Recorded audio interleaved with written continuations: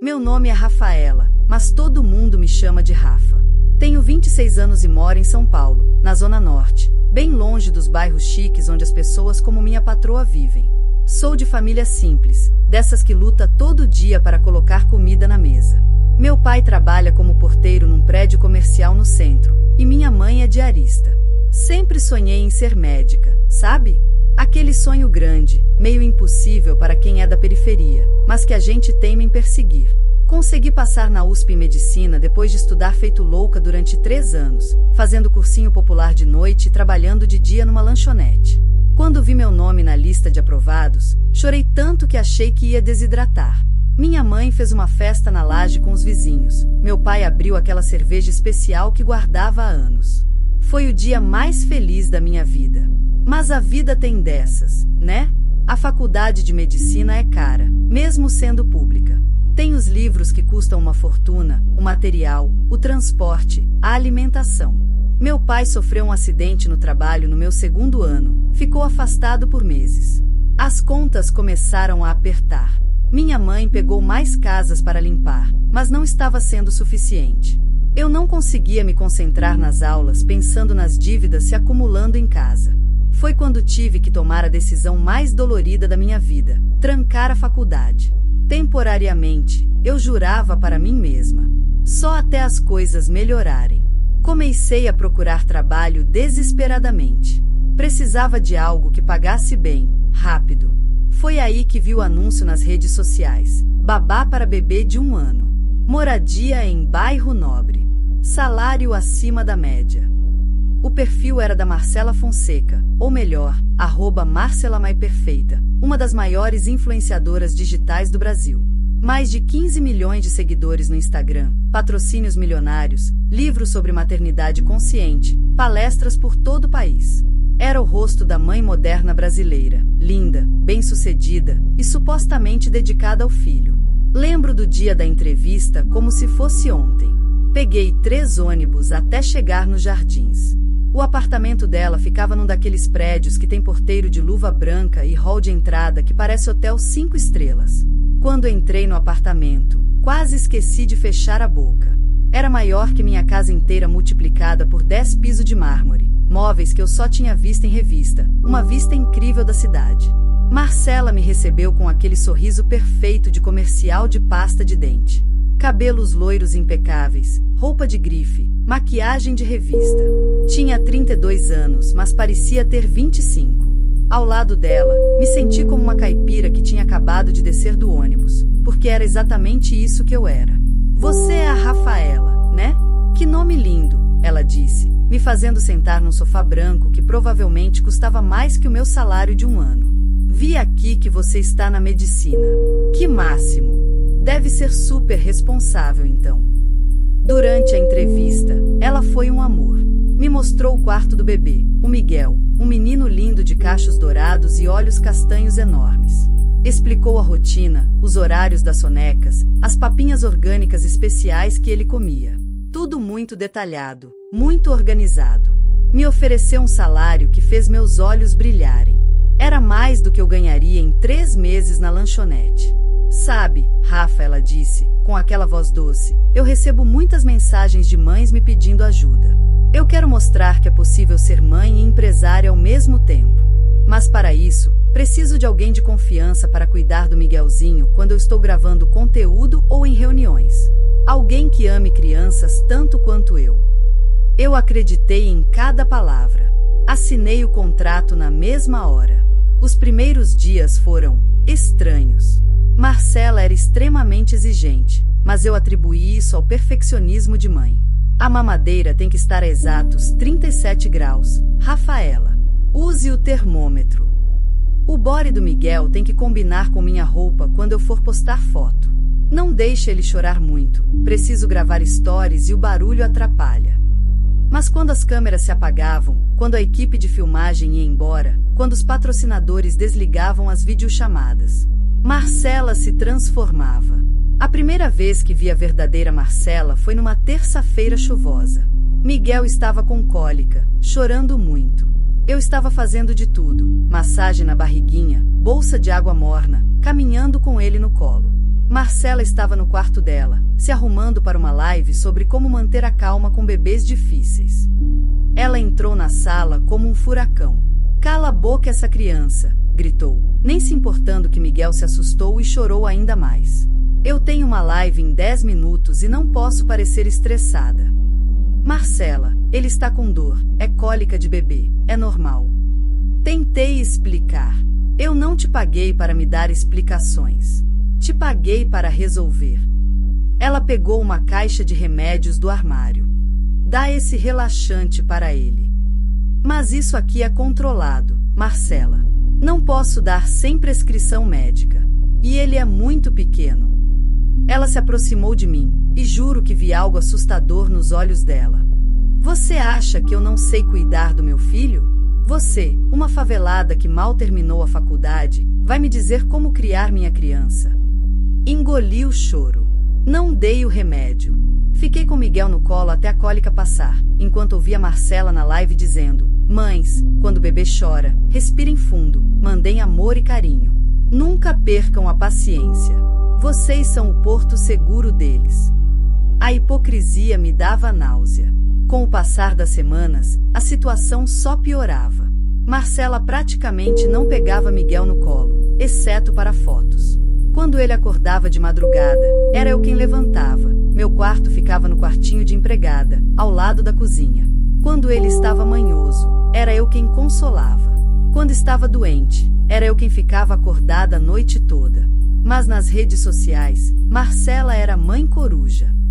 Postava fotos lindas com Miguel, que eu tinha tirado, escrevia textões emocionados sobre maternidade, que a equipe dela escrevia, dava dicas de cuidados com bebê, que ela nunca havia posto em prática. E as pessoas amavam. Os seguidores multiplicavam, os contratos publicitários choviam. Ela foi capa de 3 revistas em um mês. Marcela Fonseca, a revolução da maternidade consciente no Brasil. Se eles soubessem. Um dia, escutei ela no telefone com a empresária. "Flávia, esse contrato de fraldas vale quanto? 2 milhões? Perfeito. Faz um cronograma de posts, mas não exagera, tem que parecer natural. E agenda aquela entrevista com a Globo, sobre o livro. Eles vão adorar a história da mãe que largou tudo pela maternidade." Ela riu. "Largar tudo, eu mal largo o celular por 5 minutos. O livro. Ah, sim. Amor em doses reais. Minha jornada como mãe, lançado em todas as livrarias, com direito a turnê de autógrafos e tudo." Nas páginas, Marcela descrevia noites em claro amamentando. Mentira, ela nunca amamentou, usava a fórmula desde o início. Momentos de conexão profunda com o filho. Mentira, ela mal olhava para ele. Desafios superados com amor. Mentira, ela gritava por qualquer motivo. E eu estava ali, invisível, cuidando do Miguel enquanto ela colhia os louros da mentira. Teve um dia que nunca vou esquecer. Miguel estava aprendendo a andar. Eu segurava as mãozinhas dele, incentivando. "Isso, campeão! Mais um passinho." Ele deu 3 passinhos sozinho e caiu sentado, rindo daquela risada gostosa de bebê. Foi mágico. Marcela, que estava passando pelo corredor, parou. "Espera aí." Pegou o celular, me tirou de perto. "Miguel, vem com a mamãe. Vem." Fingiu que estava ensinando ele a andar e gravou tudo. Postou com a legenda: "O primeiro passinho do meu amor. Não consigo parar de chorar de emoção. Hashtag Mãe Coruja, hashtag melhor momento da minha vida." 15 milhões de likes. Eu estava na cozinha, segurando as lágrimas. Mas o pior ainda estava por vir. E começou numa quinta-feira de outubro. Marcela foi indicada ao Prêmio Mãe do Ano Brasil, uma premiação grande, televisionada, com presença de celebridades e patrocinadores. Ela estava eufórica. "Rafa, isso vai ser gigante. Vão transmitir ao vivo, vou fazer uma mega live antes da premiação, mostrando minha rotina, o Miguelzinho, a casa. Vai ser perfeito." A equipe de produção invadiu o apartamento. Montaram um cenário instagramável na cozinha, a cozinha da Marcela, cheia de flores, frutas orgânicas dispostas artisticamente, utensílios de cobre pendurados. Tudo fake, claro. A cozinha de verdade, onde eu fazia a comida do Miguel, era a área de serviço. Nos dias anteriores à live, Marcela estava impossível. Gritava por tudo. Esse abacate não está do tom certo para a foto. Por que o Miguel está com essa roupa? Eu disse que queria azul bebê. Cadê meu café? Está frio. Você é incompetente, Rafaela. E Miguel, meu coração partia por ele. Estava febril há 2 dias. Eu tinha medido a temperatura pela manhã, 38,5. À tarde, 39. Ele estava claramente mal, molinho, sem apetite, chorando baixinho. Marcela, precisa levar o Miguel no médico, falei pela 10ª vez naquele dia. Ela estava experimentando o 5º vestido para a live. Não vou levar ninguém em lugar nenhum, Rafaela. É estresse, criança tem esses pitis.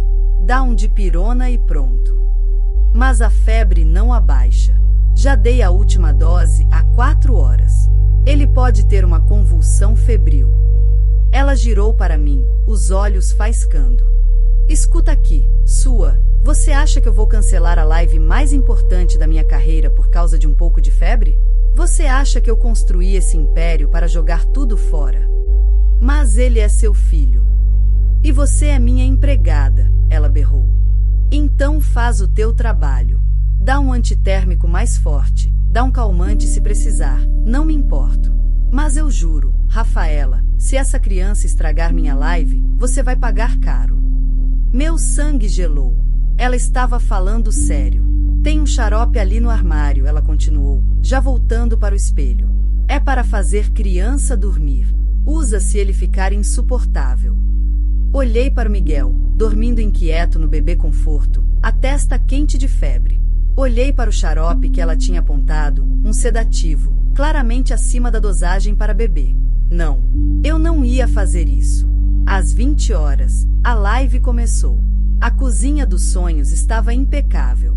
Marcela, deslumbrante num vestido branco, sorria para a câmera do celular preso no tripé profissional. As visualizações disparavam. 50 mil, 100 mil, 500 mil pessoas assistindo. Oi, meus amores. Que alegria estar aqui com vocês nesse momento tão especial.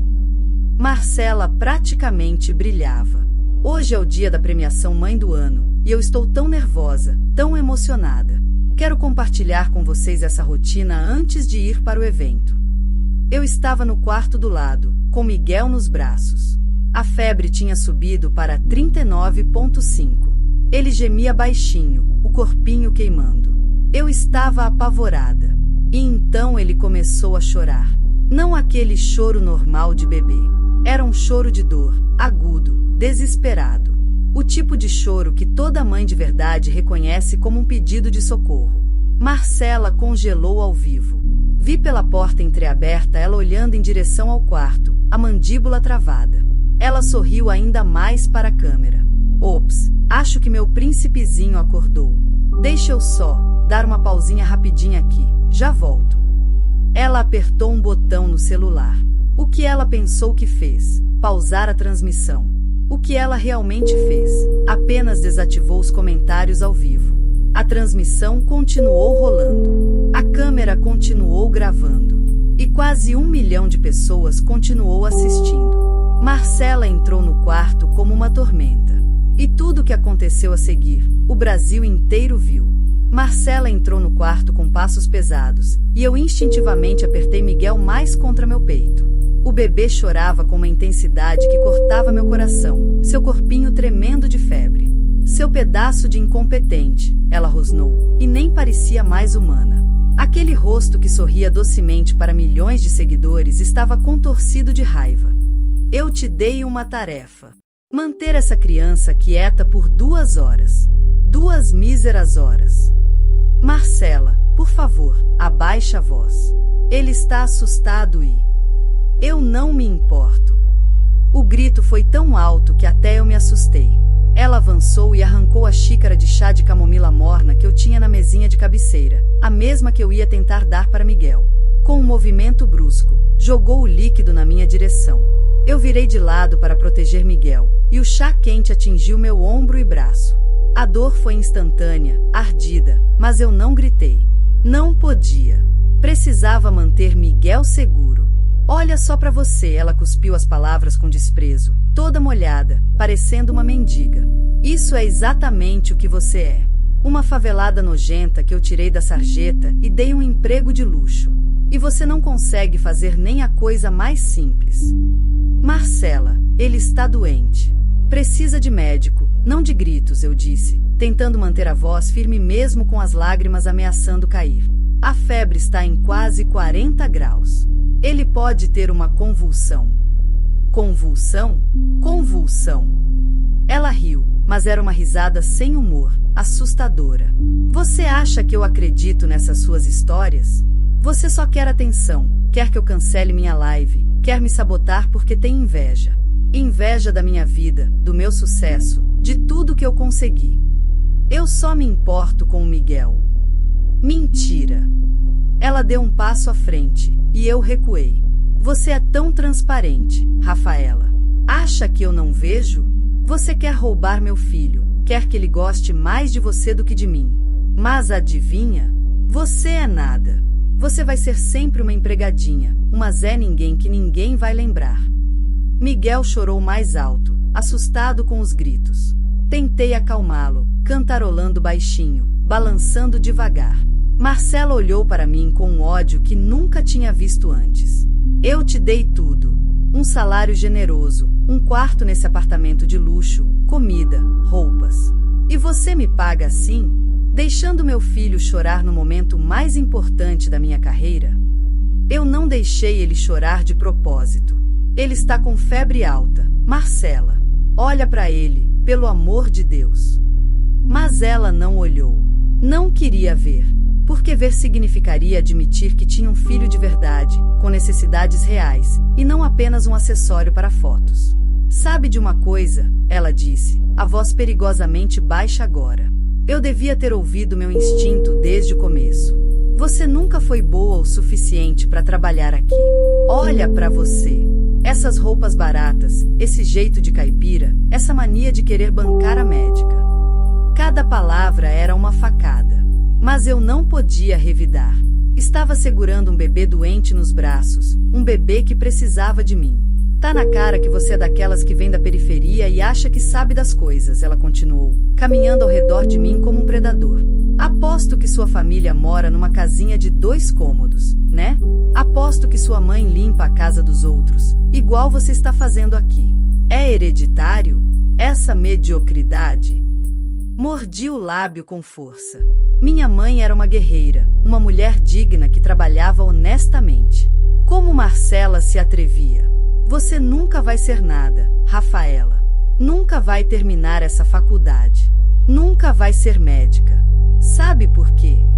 Ela se aproximou, o rosto a centímetros do meu. Porque gente como você não foi feita para vencer. Foi feita para servir gente como eu. Foi nesse momento que Miguel, no meio do choro de febre e desconforto, esticou a mãozinha e segurou meu cabelo, se aconchegando mais no meu pescoço. Como se estivesse me dizendo, eu confio em você. E algo em Marcela se rompeu ao ver isso. Tira essa criança do seu colo agora. Ela avançou e, antes que eu pudesse reagir, puxou Miguel dos meus braços com força. Não. Cuidado. Ele está. Mas era tarde. Marcela segurou Miguel de qualquer jeito, sem apoiar a cabecinha dele direito, e praticamente o jogou no berço. O bebê bateu as costas no colchão com força e seu choro se transformou em algo que nunca vou esquecer, um grito de dor e terror puro. Marcela! Tentei chegar até o berço, mas ela me bloqueou. Fica aí, ela ordenou. Essa criança vai aprender que quando eu mando ficar quieto, fica quieto. Ela pegou o edredom pesado e colocou sobre Miguel, cobrindo-o completamente, abafando seu choro. Meu sangue gelou. Que você tá fazendo? Ele não consegue respirar. Tentei empurrá-la, mas ela era maior que eu. Estou ensinando limites, ela gritou de volta. Coisa que você claramente não sabe fazer. Consegui finalmente passar por ela e puxei o edredom de cima de Miguel. Ele estava vermelho, suado, chorando desesperado. Peguei-o nos braços novamente, protegendo-o. Você está louca, eu gritei, e foi a primeira vez que levantei a voz para ela. Você podia ter sufocado ele. O tapa veio rápido e certeiro. Minha cabeça virou para o lado com a força do impacto. Miguel, assustado com o som, soluçou mais alto. Como você ousa falar assim comigo? Marcela estava fora de si. Eu sou a mãe dele. Eu decido como criar meu filho. Você não é ninguém. Meu rosto ardia onde ela tinha batido. Mas o que doía mais era ver Miguel tão assustado, tão doente, tão desamparado. Sabe de uma coisa, Rafaela? Você está demitida. Marcela apontou para a porta. Pega suas coisas e sai da minha casa. Agora. Mas eu preciso ter certeza que o Miguel está bem. Preciso. Você não precisa de nada. Você é uma empregada demitida. Ela me agarrou pelo braço, suas unhas perfeitamente feitas cravando na minha pele, e me arrastou pelo corredor. Miguel nos meus braços chorava, se agarrando em mim. Pelo menos deixa eu dar o remédio para a febre dele. Deixa eu. Cala a boca. Marcela arrancou Miguel dos meus braços novamente. Dessa vez, levou ele de volta pro quarto e, para meu horror absoluto, fechou a porta. E trancou por fora. Não. Marcela, não. Corri até a porta, tentando abrir. Ele está doente. Ele precisa de ajuda. Por favor. Mas ela me puxou pelos cabelos, me arrastando até a porta de entrada do apartamento. Abriu a porta com força e literalmente me empurrou para fora. Minhas coisas, celular, carteira, chaves, jogou no chão do corredor depois. Você é lixo, Rafaela. Volta pro seu lugar, que é na sarjeta com o resto da sua família de favelados. E bateu a porta na minha cara. Fiquei ali, no corredor gelado, molhada de chá, o rosto ardendo do tapa, ouvindo Miguel chorar do outro lado daquela porta trancada. Chorar e chorar e chorar. Minhas mãos tremiam quando peguei meu celular do chão. Ia ligar pro 190, ia chamar a polícia, ia arrebentar aquela porta se fosse preciso. Mas quando desbloqueei o celular, vi algo que me fez congelar. Uma notificação do Instagram. @MarcelaMaiPerfeita está ao vivo. Meu coração disparou. Espera, ela tinha voltado pra live? Mas tinha passado quanto tempo? 5 minutos? 10? Ela tinha pausado a live antes de vir me atacar? Com dedos trêmulos, abri a transmissão ao vivo. E o que vi me fez perder o ar. A câmera continuava apontada para aquela cozinha vazia e instagramável. Marcela não estava na tela. Mas no canto superior, o contador de visualizações estava em 1,2 milhão de pessoas. E no canto da tela, um microfone aceso. Ela não tinha pausado nada. Ela tinha apenas desativado os comentários. A live tinha continuado o tempo todo. E o microfone tinha captado tudo. Meu corpo inteiro ficou gelado quando olhei para os comentários que agora voltavam a aparecer. Milhares, dezenas de milhares de comentários rolando numa velocidade alucinante. Alguém chama a polícia. Endereço dela é Rua Augusta 2847, AP 1501. Já liguei pra polícia. Cadê a criança? Ela trancou o bebê. Essa mulher é um monstro. Gente, eu gravei tudo, já estou enviando pro Ministério Público. Como ela pôde bater na funcionária? A menina falou que o bebê tá com 40 de febre e essa louca não liga? Já liguei no 190, na SAMU, no Conselho Tutelar. Cancelada. Essa psicopata precisa ser presa. Lágrimas desceram pelo meu rosto. Eles tinham ouvido. Eles tinham escutado tudo. A verdade tinha saído, não porque eu contei, mas porque Marcela tinha se traído. E então, como se alguém tivesse escrito um roteiro, ouvi a porta do apartamento se abrindo atrás de mim. Marcela apareceu, o celular na mão, o rosto perfeitamente recomposto com aquele sorriso fake. Ela ia voltar para a câmera. Ia fingir que nada tinha acontecido. Ela ainda não sabia. Oi, meus amores. Desculpa a demora. Ela falou para o celular com aquela voz docinha. Tive que resolver um probleminha aqui, mas já voltei. Onde estávamos mesmo? Mas dessa vez, os comentários não eram corações e emojis de palmas. Eram palavras de raiva, de nojo, de revolta. Eu vi quando ela notou. Quando seus olhos percorreram os comentários e a cor foi sumindo do rosto dela. O sorriso congelou. O celular quase caiu da mão. Eu não. Vocês não entenderam. Ela começou a gaguejar. E foi nesse momento que as sirenes começaram a ecoar lá embaixo. Polícia. Ambulância. Conselho tutelar. Uma mulher saiu do elevador correndo. Era Dona Maria, a vizinha do 1502. Cê acha que a gente não ouviu os gritos, Marcela? A gente ouviu tudo. E agora o Brasil inteiro também ouviu. Ela se virou para mim. A polícia tá subindo, filha. Você tá bem? Antes que eu pudesse responder, Marcela entrou em pânico. Não, vocês não entendem. Ela tentou me roubar. Ela é que bateu no Miguel. Ela.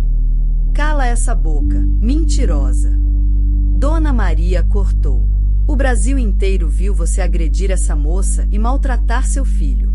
Acabou, Marcela. Acabou sua farsa. 4 policiais saíram do elevador, seguidos por 2 paramédicos. Polícia militar. Alguém chamou sobre violência doméstica e uma criança em perigo. O sargento olhou para mim, depois para Marcela. Quem é Rafaela? Sou eu, respondi, a voz saindo trêmula. A senhora está ferida? Ele viu meu rosto inchado, meu braço vermelho. Foi ela que fez isso. Antes que eu pudesse responder, Marcela tentou entrar no apartamento e fechar a porta, mas o policial foi mais rápido. A senhora vai ter que nos acompanhar. E onde está a criança? Meu filho está bem. Vocês não têm direito de... Miguel está trancado no quarto, eu gritei. Ele está com quase 40 graus de febre. Por favor. Os paramédicos passaram correndo por Marcela. Eu os guiei até o quarto do Miguel. Quando a policial feminina arrombou a porta, trancada por fora, para nossa sorte era só uma chave simples. Encontramos Miguel no berço, o rosto vermelho de tanto chorar, o corpo queimando de febre. Meu Deus, sussurrou a paramédica, uma moça jovem de olhos marejados. Quanto tempo esse bebê ficou aqui sozinho? Uns 10, 15 minutos, respondi, me ajoelhando ao lado do berço. Miguel, amor, a tia tá aqui. Você vai ficar bem agora. A paramédica mediu a temperatura dele. 39,8. Precisamos levar para o hospital imediatamente. Existe risco de convulsão. Enquanto preparavam Miguel para o transporte, ouvi a confusão lá na sala. Marcela estava aos berros. Vocês vão se arrepender. Meu marido é advogado. Vocês vão perder o emprego. Eu sou a Marcela Fonseca. Vocês sabem com quem estão falando? Sabemos sim, senhora, o sargento respondeu, calmamente algemando ela. A senhora está presa em flagrante por agressão, maus tratos a menor e violência doméstica. Tem o direito de permanecer em silêncio. Isso é um absurdo. Aquela vagabunda inventou tudo. Mas não tinha como inventar, porque naquele momento, o celular dela ainda estava transmitindo ao vivo. Ainda estava mostrando ela sendo presa, aos gritos, se debatendo, xingando os policiais. 1,5 milhão de pessoas assistindo. A paramédica me tocou no ombro. Você vai com a gente no hospital? Parece que você também precisa ser examinada. Olhei para Miguel nos braços dela, finalmente sendo cuidado, finalmente em segurança. Vou sim. Não vou deixar ele sozinho. No caminho para o hospital, sentada na ambulância com Miguel, que finalmente tinha parado de chorar depois que deram um antitérmico, meu celular não parava de tocar. Eram centenas, milhares de notificações. A live de Marcela tinha viralizado. Já estava nos trending topics do Twitter. Hashtags como hashtag Justiça pelo Miguel e hashtag Prende Marcela estavam explodindo. Páginas de notícias já estavam publicando matérias. E então vi uma chamada entrando. Um número desconhecido com DDD de São Paulo. Alô? Rafaela? Aqui é Roberto Fonseca, marido da Marcela. Eu acabei de ver o que aconteceu. A live. Eu tô voltando do Rio agora. Peguei o primeiro voo. Miguel tá bem? Onde vocês estão? A voz dele estava quebrada, desesperada. Estamos indo pro hospital sírio-libanês. Ele está com febre muito alta, mas está estabilizando. Obrigado, ele disse, e eu podia ouvir ele chorando. Obrigado por cuidar do meu filho.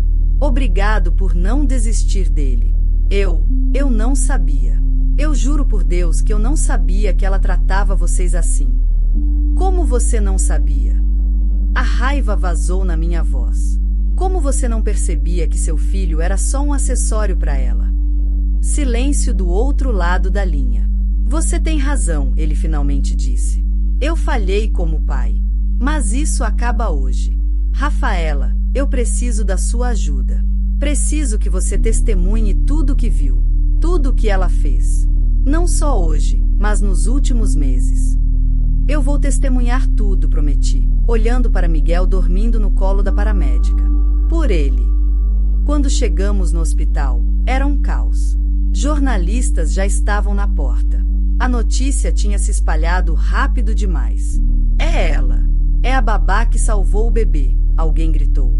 Flashes de câmera. Microfones na minha cara. Perguntas aos gritos. Rafaela, é verdade que Marcela agredia você? Por quanto tempo isso acontecia? Você vai processar ela? A equipe de segurança do hospital nos protegeu, levando Miguel direto para a emergência pediátrica. Eu fiquei do lado de fora da sala de exame, tremendo, ainda não acreditando em tudo que tinha acontecido. Uma enfermeira se aproximou. Você também precisa ser examinada, querida. Vem comigo. Foi só quando o médico limpou meu braço queimado e examinou o hematoma no meu rosto que tudo realmente caiu. Comecei a chorar. Chorei por mim, por Miguel, por todas as vezes que engoli as humilhações, por todas as noites que fiquei acordada me perguntando se eu estava exagerando, se eu estava sendo sensível demais. Você foi muito corajosa, a enfermeira disse, segurando minha mão. Você salvou aquele bebê. 2 horas depois, Roberto Fonseca chegou ao hospital. Um homem alto, de terno, cabelos escuros, olhos vermelhos de quem tinha chorado o caminho inteiro. Quando viu Miguel, que agora estava estável, com soro, dormindo pacificamente, ele desabou. Se ajoelhou ao lado do berço hospitalar e chorou como criança. Meu filho, meu pequeno, papai tá aqui agora. Desculpa. Desculpa, papai, ter falhado com você. Ele ficou ali por longos minutos, apenas segurando a mãozinha de Miguel, chorando em silêncio. Quando finalmente se levantou e olhou para mim, seus olhos estavam determinados. Rafaela, eu já liguei pro melhor advogado da família. Vamos entrar com processo de divórcio amanhã mesmo, e vou pedir a guarda integral do Miguel. E essa live vai ser a principal prova. Marcela nunca mais vai chegar perto do nosso filho. Ele pausou, engolindo seco. E sobre você, eu sei que você trancou medicina para trabalhar lá. Marcela me contou, achando engraçado, como se fosse uma piada. Eu quero pagar sua faculdade. Tudo. Mensalidade, material, tudo que você precisar até se formar. É o mínimo que posso fazer depois que você salvou meu filho. Não consegui falar. Só consegui chorar de novo. Mas dessa vez, eram lágrimas de alívio. Lá fora, o mundo estava pegando fogo. Marcela tinha sido levada para a delegacia. Todos os seus patrocinadores tinham cancelado os contratos. Seu perfil tinha sido banido do Instagram. Sua carreira, sua imagem perfeita, tudo tinha desmoronado em questão de horas. E tudo porque ela esqueceu de apertar um botão. Tudo porque a verdade, por mais que tentemos esconder, sempre encontra um jeito de sair.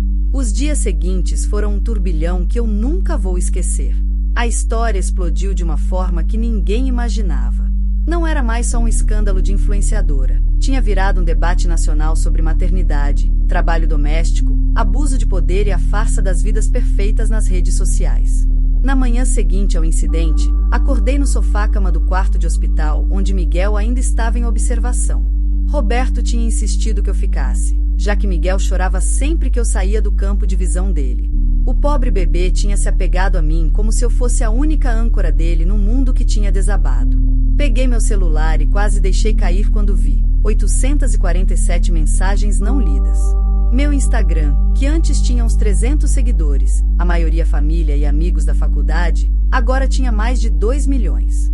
Minha caixa de entrada estava abarrotada de mensagens de apoio, pedidos de entrevista e histórias. Dezenas, centenas de histórias de outras babás, empregadas domésticas, cuidadoras, todas relatando abusos similares. Eu também apanhei da patroa e nunca contei pra ninguém. Obrigada por ser corajosa. Minha irmã trabalhou 5 anos para uma família rica e eles tratavam ela pior que cachorro. Você deu voz pra gente. Eu sou babá há 15 anos. Você não imagina o que já vi. Obrigada por expor isso. Lágrimas caíram no meu celular. Eu não era só eu. Nunca tinha sido só eu. Um enfermeiro entrou com café e pão com manteiga. A moça da TV quer falar com você lá embaixo, ele disse. Tem uns 15 jornalistas na porta. Segurança tá segurando, mas eles não vão desistir tão cedo. Olhei para Miguel, que dormia tranquilo finalmente, o soro pingando no bracinho dele. Roberto estava numa cadeira do outro lado, também dormindo, exausto. O homem tinha passado a noite toda ao lado do filho, sussurrando pedidos de desculpa. Eu não quero dar entrevista, respondi. Só quero que o Miguel fique bem. Todo mundo tá falando de você como heroína, sabia? O enfermeiro sorriu. Minha esposa chorou vendo o vídeo. Ela também trabalhou como doméstica. Disse que você fez o que ela nunca teve coragem de fazer. Heroína. A palavra soou estranha. Eu não tinha feito nada de heróico. Só tinha tentado proteger uma criança. Só tinha tentado fazer o certo. Mas aparentemente, no Brasil, fazer o certo quando você é pobre e está cuidando do filho do rico já é considerado heroísmo. 3 dias depois, Roberto me chamou para uma conversa no café do hospital. Miguel tinha recebido alta e estava bem, sem sequelas da febre alta. Os médicos disseram que se ele tivesse ficado mais meia hora sem atendimento, poderia ter tido convulsões graves. Rafaela, Roberto começou, mexendo no café sem beber, eu preciso te fazer uma proposta. Meu estômago apertou. Será que ele ia me oferecer dinheiro para eu não processar Marcela? Para eu ficar quieta? Como se lesse meus pensamentos, ele ergueu as mãos. Não é o que você tá pensando. Eu quero que você continue cuidando do Miguel. Arregalei os olhos. Como assim? Olha, eu sei que você passou por um trauma. Eu sei que a Marcela te machucou de formas que vão demorar para curar. Mas...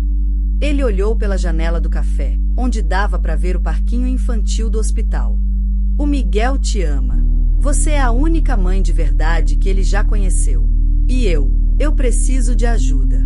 Eu trabalho 12 horas por dia como advogado corporativo. Não tenho família aqui em São Paulo. E não confio em mais ninguém. Roberto, eu não sei se consigo voltar para aquele apartamento. Para aquela casa onde... Não vai ser lá, ele me interrompeu. Já pus o apartamento à venda. Vou me mudar para uma casa menor, mais acolhedora. Um lugar sem memórias ruins. E você teria seu próprio quarto, seu próprio espaço. Salário justo, registrado, com todos os direitos trabalhistas. Fins de semana livres. E mais importante, você voltaria para a faculdade. Eu pago tudo, como prometi.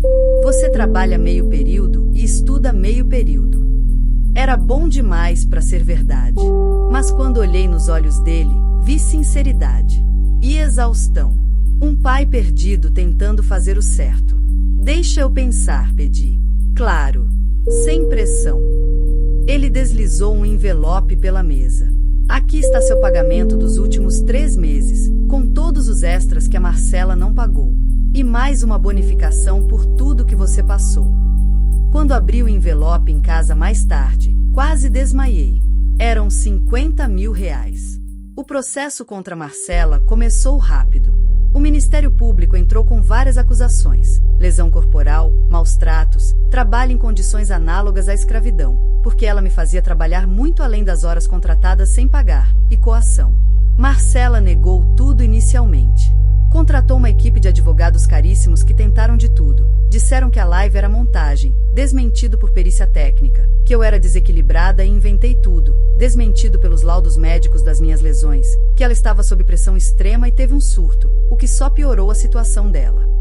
Mas a gota d'água foi quando outras 6 ex-funcionárias dela apareceram. 3 ex-babás, 2 ex-empregadas domésticas, uma ex-assistente. Todas com histórias horríveis. Uma tinha sido obrigada a trabalhar 18 horas por dia, 7 dias por semana. Outra foi trancada numa despensa como punição por quebrar um prato caro. Outra foi demitida grávida sem receber verbas rescisórias. O Brasil estava em choque. A mãe perfeita era, na verdade, um monstro. Os patrocínios não só cancelaram, vários processaram Marcela por quebra de contrato e danos à imagem. Seu livro foi retirado das livrarias.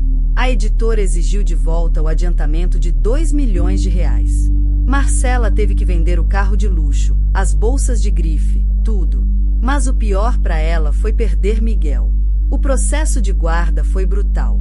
Roberto apresentou a live como evidência principal, mas também conseguiu outras provas. Mensagens que ela mandava para ele no WhatsApp reclamando do filho. Esse moleque não para de chorar, enche o saco. Áudios onde ela destratava Miguel, e o depoimento de pediatras que disseram que ela raramente levava o filho nas consultas, era sempre eu quem levava.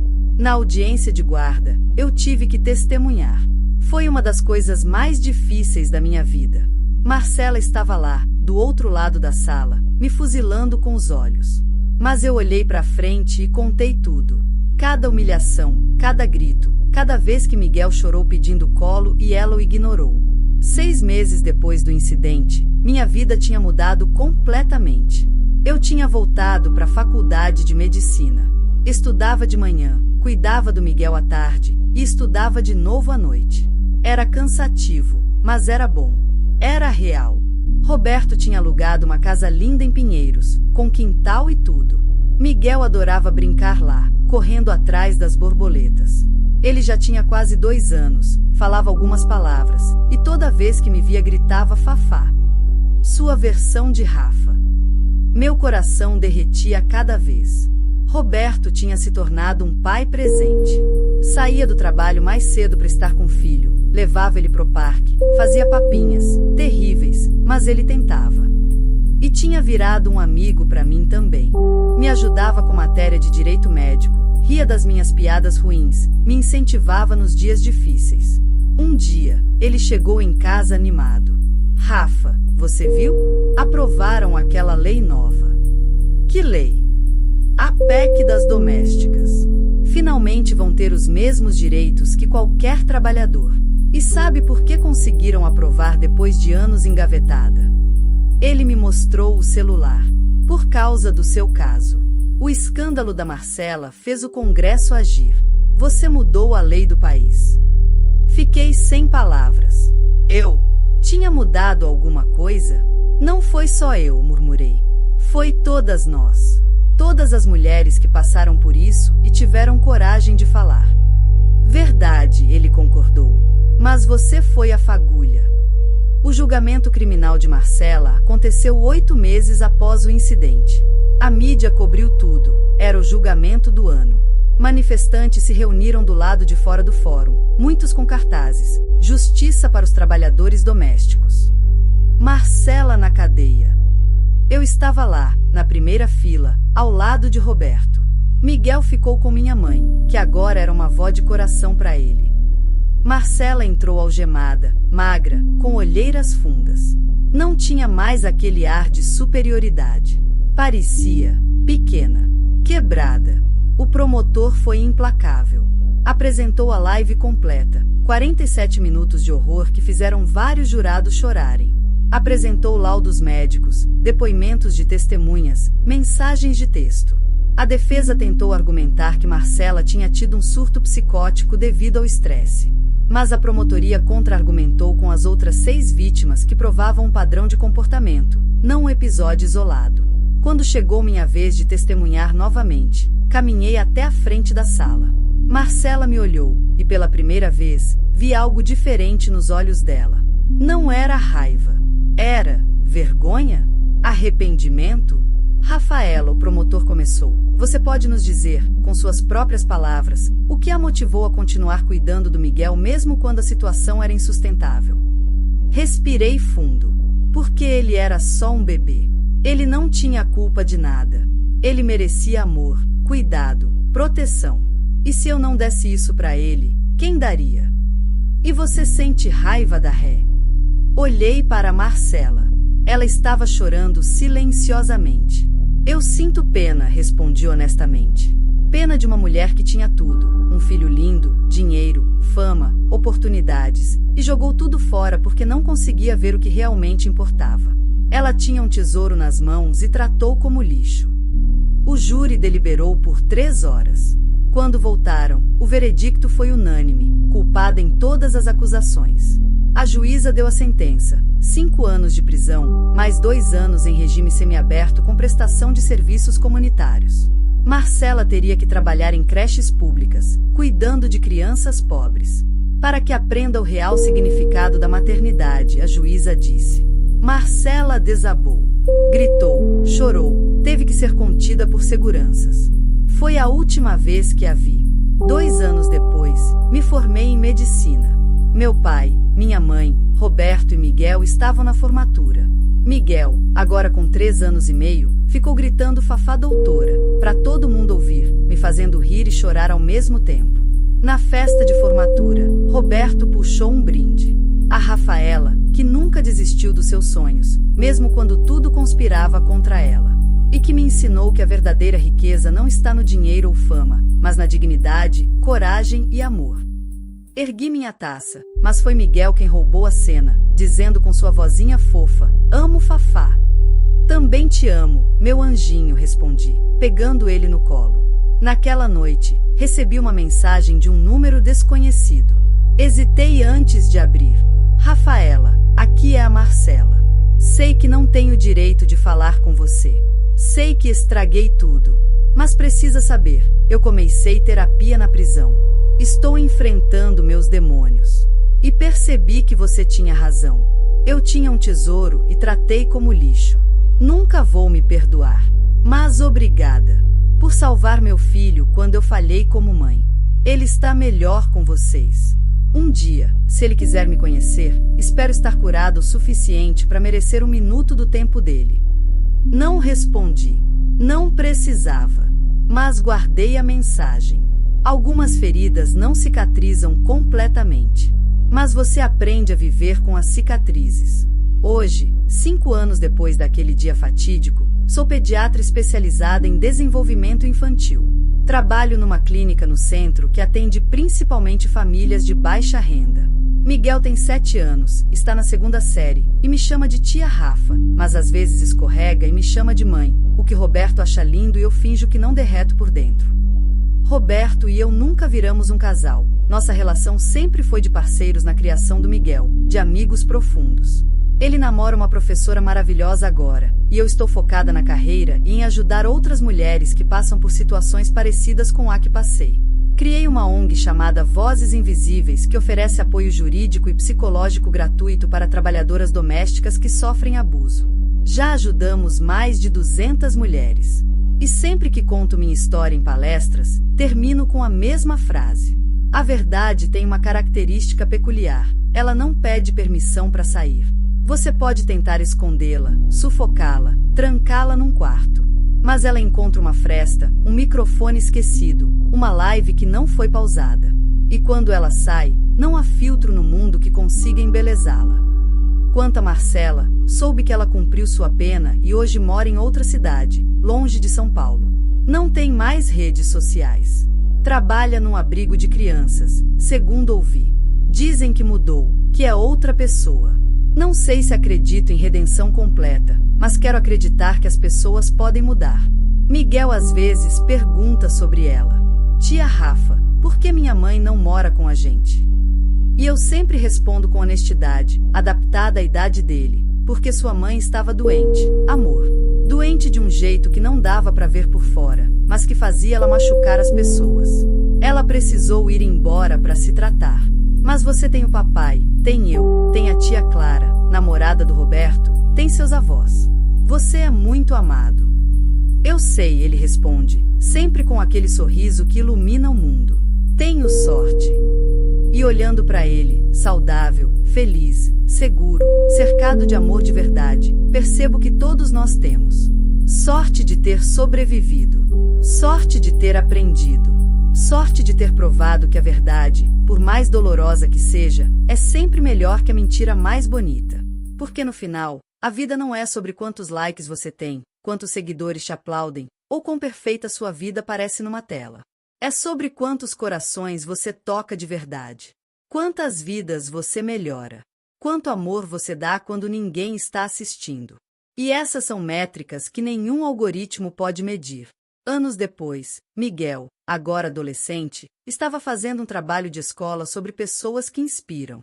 Ele me pediu para contar a história completa, a verdadeira, sem filtros. Quando terminei, ele ficou em silêncio por um momento. Tia Rafa, ele finalmente disse, você não me salvou só naquela noite. Você me salvou todo dia depois também. Você me ensinou o que é amor de verdade. E ali, naquele momento, percebi que tudo tinha valido a pena. Cada humilhação, cada lágrima, cada momento difícil. Porque no fim, não importa o quanto tentam te fazer se sentir pequena, você nunca é pequena quando age com amor. E essa é a maior verdade de todas.